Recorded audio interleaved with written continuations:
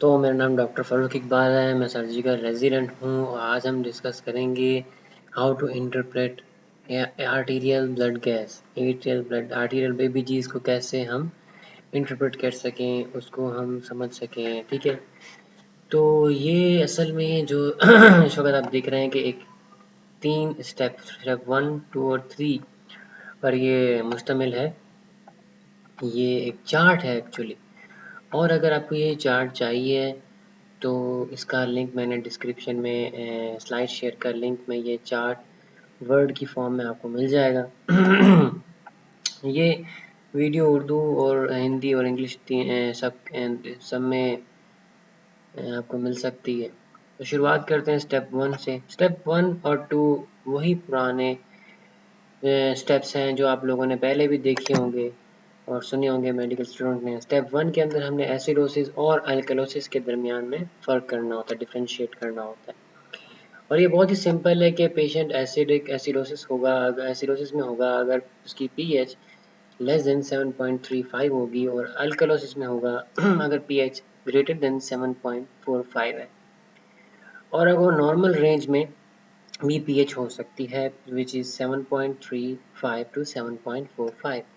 ये सिंपल है, अगर 7.35 से कम है तो पेशेंट एसिडोटिक है, अगर इस 7.45 से ज़्यादा है तो अल्कलोटिक है, और 7.35 टू 7.45 की नॉर्मल रेंज है। ये स्टेप 1 है। स्टेप 2 में हमने मेटाबॉलिक, मिक्स और रेस्पिरेटरी के दरमियान हमें फ़र्क करना होता है, और ये इसके जो हम कर फ़र्क करेंगे इसके दरमियान ये वही रोम मेथड, जो पुराना रोम मेथड है कि सर बेटा उसी के थ्रू हम ये करेंगे। सिंपल है असल में, इसका सिर्फ एक रूल है और वो ये है कि हमें सबसे पहले partial pressure of carbon dioxide को मैच करना है, और अगर वो नॉर्मल रेंज में हो तो हमने मैच करना है बाइकार्बोनेट। सही है, तो ये कह रहा था तो रूल सिंपल था, R for respiratory, O for opposite, M for metabolic, E for equal. तो रेस्पिरेटरी ऑपोजिट, मेटाबॉलिक इक्वल, यानी अगर रेस्पिरेटरी कॉज होगा तो पीएच और कार्बन डाइऑक्साइड जो होंगे वो एक ही डायरेक्शन, ऑपोजिट डायरेक्शन के अंदर होंगे, यानी एक की वैल्यू अगर बढ़ रही है तो दूसरे की वैल्यू कम हो रही होगी। और अगर मेटाबॉलिक इक्वल का मतलब होता है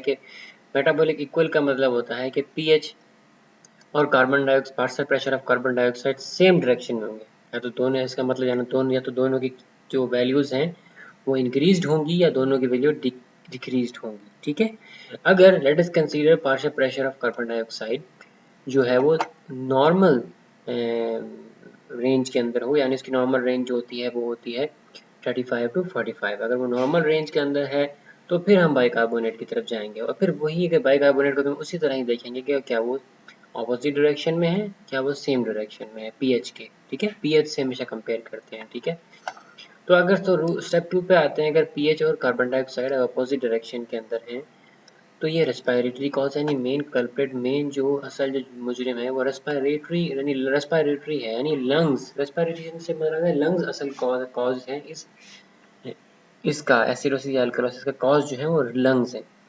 अगर दोनों की वैल्यूज इन सेम डायरेक्शन है तो मेटाबॉलिक जो है वो कॉज है, यानी मेटाबॉलिक के तो बहुत से कॉज हो सकते हैं, पर हम जनरली मेटाबॉलिक को किडनी से रिप्रेजेंट करते हैं कि कॉज किडनी है, यहाँ पर कॉज लंग्स थी, यहाँ पर कॉज किडनी है।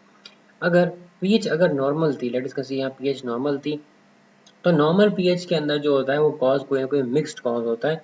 आपको रोम क्राइटेरिया करने की कोई जरूरत नहीं है। ठीक है ना, वो मिक्स क्राइटेरिया नीचे पढ़ेंगे क्या है, मिक्स के अंदर क्या करना है वो हम नीचे पढ़ेंगे। स्टेप नंबर 3 पे आ जाते हैं। इसके अंदर हम सबसे ज़्यादा मुश्किल क्रिएट करता है वो यही कि कंपनसेटिंग है, अनकंपनसेटिंग है, मिक्स्ड है, क्या है, पार्शियली है, अलग जाने क्या क्या होता है। तो इसका सिर्फ सिंपल सा तरीका ये है कि जैसे हमने फर्स्ट और सेकंड स्टेप किया और उससे हमें हमारा जो डायग्नोसिस तब पता चल गया कि भाई इसको रेस्पिरेटरी एसिडोसिस है। मान लें हमने जब फर्स्ट और सेकंड स्टेप के अंदर किया कि रेस्पिरेटरी एसिडोसिस है, तो जो असल मुजरिम था वो जो एसिडोसिस का वो कौन था, लंग था। ठीक है ना, और इसको कंपनसेट जो करेगा वो जाहिर सी बात है किडनी करेगी। तो इसलिए हम जब रेस्पिरेटरी वाला कॉज आ जाए तो हम देखते किसे हैं, बाइकार्बोनेट की वैल्यूज को देखते हैं। अगर रेस्पिरेटरी कॉज आ गई है, चाहे एसिडोसिस चाहे अल्कलोसिस, हमने नेक्स्ट स्टेप, थर्ड स्टेप में हमने देखना क्या है, बाइकार्बोनेट को देखना है। अगर तो बाइकार्बोनेट एसिडोसिस के अंदर बाइकार्बोनेट अगर इंक्रीजिंग है यानी उसकी वैल्यू जो नॉर्मल रेंज होती है 22 to 26 होती है, उससे ऊपर है, अबव है, तो ये कंपनसेटिंग है, ठीक है। और अगर ये नॉर्मल है तो ये अनकम्पनसेटेड है, ठीक है। वो कंपनसेटिंग कहलाएगी, अनकम्पनसेटेड कहलाएगी।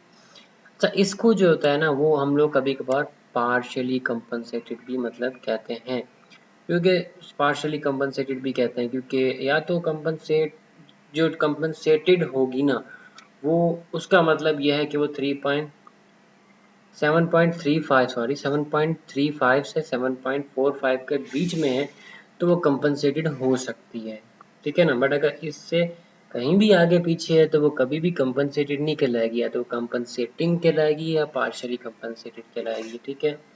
तो ये कंपनसेटिंग इसलिए ज़्यादा बेहतर है इसे कहना कि कंपनसेटिंग रेस्पिरेटरी एसिडोसिस है, या फिर अनकंपनसेटेड रेस्पिरेटरी एसिडोसिस अगर नॉर्मल वैल्यू, ठीक है ना। और अगर इसका कॉन्सेप्ट की बात की जाए तो ये है कि जो लंग्स था ना, लंग्स वो ये क्या कर रहा था, जो रेस्पिरेटरी एसिडोसिस के अंदर लंग्स एसिडोसिस यानी ब्लड में बहुत ज़्यादा एसिड पैदा कर रहा होता है, ज़्यादा एसिडीमिया करवा रहा होता है।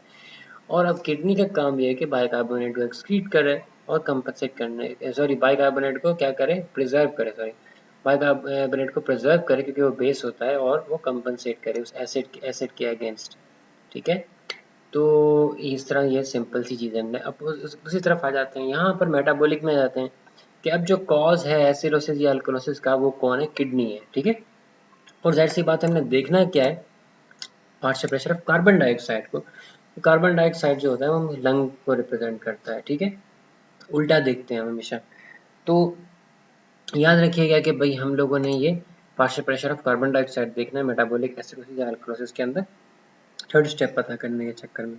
और वह याद रखिएगा कार्बन डाइऑक्साइड को हम हमेशा एक एसिड माना जाता है, क्योंकि ये कार्बन डाइऑक्साइड वाटर के साथ कंबाइन होकर कार्बोनिक एसिड बनाता है, इसलिए इसको हमेशा एसिड की नज़र से देखा जाता है। मेटाबॉलिक एसिडोसिस के अंदर हमने देखना है, जाहिर सी बात है, कॉज जो एसिड प्रोड्यूस कर रहा है वो मेटाबॉलिक कॉज है, यानी कि हमने किडनी कॉज है, मिसाल के तौर पर किडनी कॉज है जो एसिडोसिस करवा रही है। तो लंग्स जो होगा वो क्या करेगा, एसिड को यानी कार्बन डाइऑक्साइड को क्या करेगा, एक्सेल करेगा, यानी क्या करेगा, हाइपर वेंटिलेट करवाएगा, एक्सेल करेगा, partial pressure of carbon dioxide को ब्लड से डिक्रीज करेगा। तो वो उस जो ब्लड में एसिड बढ़ गया है उसको कूप करने के लिए उसके against partial pressure of carbon dioxide को डिक्रीज करेगा ब्लड में हाइपर वेंटिलेट करके। तो इससे बोलेंगे कि भाई लंग्स जो है ना, वो कंपनसेट कर रहा है उस एसिड बाहर निकाल के, जो कि ब्लड में ज़्यादा हो गया था एसिड किडनी की वजह से, ठीक है ना। तो इस तरह वो कंपनसेट कर रहा है। और अनकम्पनसेटेड के अंदर जो होता है वो पार्शियल प्रेशर ऑफ जो है ना, वो अभी भी नॉर्मल का नॉर्मल ही है भाई, ठीक है। अच्छा, इसके अंदर एक तीसरी एग्जाम जो होती है वो किस्म भी होती है, होती है जो कि उसमें वो क्या उसमें ये होती है कि जैसे मान लें कि मेटाबॉलिक एसिडोसिस था, पेशेंट मेटाबॉलिक एसिडोसिस में था और किडनी एसिड यानी एसिड प्रोड्यूस करवा रही थी, बहुत ज़्यादा ब्लड में एसिडिमिक हो गया था पेशेंट, और लंग्स उसको कंपनसेट करने के बजाय और भी ज़्यादा एसिडोसिस करवा रहा है। उसने पार्शियल कार्बन डाइऑक्साइड जो कि एक एसिड है उसको हाइपरवेंटिलेट करके बाहर निकालने की बजाय हाइपरवेंटिलेट किसी तरह हो गया, और वो और ज़्यादा ब्लड कार्बन डाइऑक्साइड जो है ब्लड में बढ़ गई। इसलिए इसमें दोनों के दोनों एसिडोसिस करवा रहे होते हैं, इसे बोलते हैं metabolic acidosis with respiratory acidosis, दोनों के दोनों एसिडोसिस करवा रहे हैं, ठीक है ना। कोई कंपनसेट तो कर ही नहीं रहा इस तरह से। और एल्कोलिसिस के अंदर भी सेम सिमिलर थिंग है कि अगर partial pressure of carbon dioxide increase है तो कंपनसेटिंग, नॉर्मल है तो अनकंपनसेटिंग।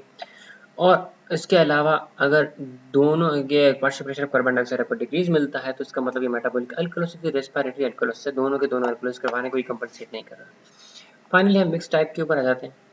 मिक्स टाइप के ऊपर जो है वो ये जैसी बात हमने बात की थी कि नॉर्मल रेंज के अंदर जब आएगा तो मिक्स टाइप हो सकती है, ठीक है ना। ये कंपनसेटेड टाइप भी हो सकती है।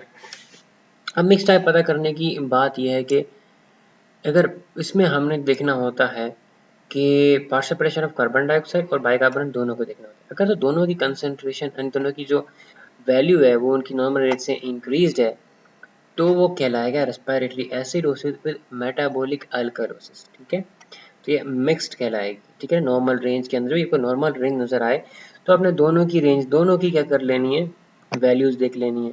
अगर तो दोनों की वैल्यूज इंक्रीज हैं तो simple respiratory acidosis with metabolic alkalosis, दोनों की वैल्यू डिक्रीज है तो respiratory alkalosis with metabolic acidosis. तो बिल्कुल दो एक दूसरे का देखा जाए तो अपोजिट है, ठीक है। यहाँ पे पहले एसिडोसिस था, वहाँ अल्कलोसिस आ गया, जहाँ पे अल्कलोसिस था वहाँ एसिडोसिस आ गया, ठीक है। इस हिसाब से ये अपोजिट है।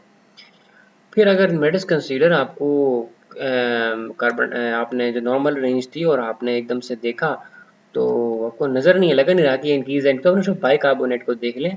अगर कार्बन डाइऑक्साइड की वैल्यूज अगर इंक्रीज या डिक्रीज नहीं है, लेट्स कंसीडर नॉर्मल है, तो आप बाइकार्बोनेट को देखेंगे। बाइकार्बोनेट की वैल्यू भी नॉर्मल है या तो क्या होगा, metabolic acidosis with metabolic alkalosis होगा। एक चौथी कंडीशन होती है जो कि सिरे से पॉसिबल ही नहीं है कि दो respiratory acidosis with respiratory alkalosis, ये सिरे से पॉसिबल ही नहीं है। तो देखा है तो टोटल तीन ही कंडीशन है जो आपको याद करनी है, या तो दोनों की वैल्यू इंक्रीज होंगी डिक्रीज होंगी या फिर नॉर्मल रेंज में बाइकार्बोनेट। तो ये था चार्ट। और अगर ये चार्ट अगर आप जो मैंने नीचे लिंक्डइन के अंदर इसका एक मैंने स्लाइड शेयर का मैंने जो है लिंक दिया, जिसके अंदर वर्ड की फाइल है, इसकी पड़ी हुई है, ये पेज है। आप इस पेज को एक बड़ा सा प्रिंट करवा कर अपने जो वर्ड है उसमें लगा सकते हैं और आपके लिए आसानी हो जाएगी सारे जो मेडिकल स्टूडेंट हैं उनको समझने में भी कि क्या क्या जो सकती हैं वो कम्बाइनेशन हो सकती हैं। याद देखिएगा रेस्पिरेटरी के अंदर भी यहाँ पर बहुत सी कम्बाइनेशन होती हैं। कुछ लोग कहते हैं कि इधर भी इस तरह जैसे यहाँ पर मेटाबॉलिक एसिडोसिस और ये था, इधर भी होता है, बट ये मतलब मुझे कभी किसी केसेस में मिला ही नहीं और ये बिल्कुल ना के बराबर होता है, तो उसको कभी भी मैं इसको नहीं लिखते, ठीक है ना। जहाँ से मैंने पढ़ा वहाँ पर ये सिरे से था ही नहीं, ठीक है। तो उम्मीद है कि आपको अच्छा लगा होगा। Thank you so much. Doctor Farooq Iqbal गुजार दीजिए। अल्लाह हाफ़िज़।